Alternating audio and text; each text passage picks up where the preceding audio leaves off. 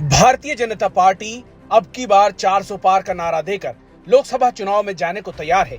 UP में राष्ट्रीय लोकदल, बिहार में जनता दल यूनाइटेड यानी जेडीयू पुराने जैसे सहयोगी फिर से एनडीए में वापसी कर चुके हैं। तो वहीं तेलुगु देशम पार्टी यानी टीडीपी, बीजू जनता दल यानी बीजेडी जैसी पार्टियां भी गठबंधन में वापसी की कगार पर हैं।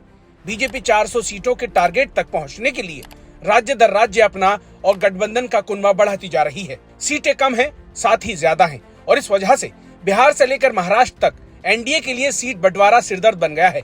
लोकसभा सीटों के लिहाज से सबसे बड़े राज्य यूपी में बीजेपी के साथ जयंत चौधरी की पार्टी आरएलडी, ओम प्रकाश राजभर की सुभाषपा, संजय निषाद की निषाद पार्टी, अनुप्रिया पटेल की अपना दल सोनेलाल गठबंधन में है। 80 सीटों वाले यूपी में 4 सहयोगियों को बीजेपी ने 6 सीटों पर एडजस्ट कर दिया है। पार्टी इसी तरह का फॉर्मूला दूसरे राज्यों में भी लागू करना चाहती है, लेकिन समस्या ये है कि हर राज्य की परिस्थितियां अलग हैं और इस वजह से बिहार और महाराष्ट्र जैसे राज्यों में पेच फंस रहा है। बिहार में लोकसभा की 40 सीटें हैं और बीजेपी समेत एनडीए में 6 पार्टियां शामिल हैं।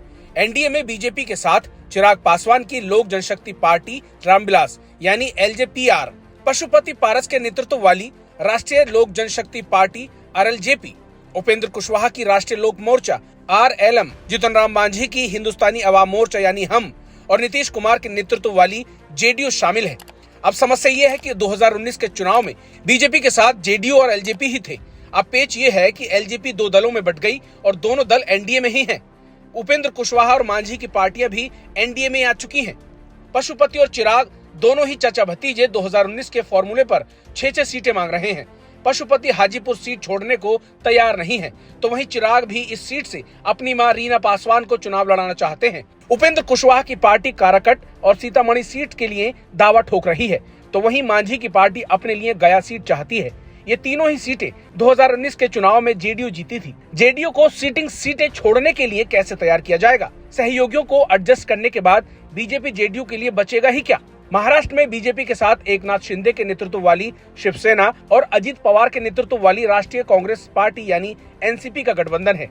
शिंदे अपनी पार्टी के लिए 2019 के फॉर्मूले को आधार बनाकर 23 सीटें मांग रहे हैं, तो वहीं अजीत भी 10 सीटों पर दावेदारी कर रहे हैं। अमित शाह ने हाल ही में सीएम शिंदे और अजित पवार के साथ ही महाराष्ट्र बीजेपी के नेताओं के साथ भी बैठक की थी, जिसके बाद ये फॉर्मूला सामने आया था कि बीजेपी 32, शिंदे की पार्टी 10 और अजित पवार की पार्टी को 3 सीटें मिल सकती हैं। बाकी बची 3 सीटों पर भी शिंदे और अजित पवार की पार्टी के नेताओं को चुनाव लड़ाया जा सकता है। अब पेच ये है कि पिछले चुनाव में शिवसेना के 18 उम्मीदवार सांसद निर्वाचित हुए थे। इनमें से 13 सांसद शिंदे के साथ आ गए, 5 सांसद उद्धव ठाकरे की पार्टी के साथ रह गए। अब पेच ये है कि अगर शिंदे को 10 सीटें ही मिलती हैं, तो 3 अन्य सिटिंग सांसदों का क्या होगा?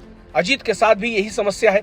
अगर वो कम सीटों पर मान जाते हैं तो उनके साथ आए नेता कहीं शरद पवार के पाले में न चले जाएं। एनसीपी को ये आशंका है।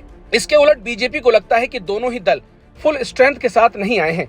ऐसे में उनको 15 से 18 सीटों पर एडजस्ट कर दिया जाए, जितनी सीटें पिछली बार शिवसेना ने जीती थी। तो दोस्तों, इस खबर पर आप लोग क्या सोचते हैं? आपकी क्या राय है? कमेंट बॉक्स में जरूर बताइए और हमारे चैनल द हिंदुस्तान पोस्ट को फॉलो और सब्सक्राइब करना बिल्कुल मत भूलिए।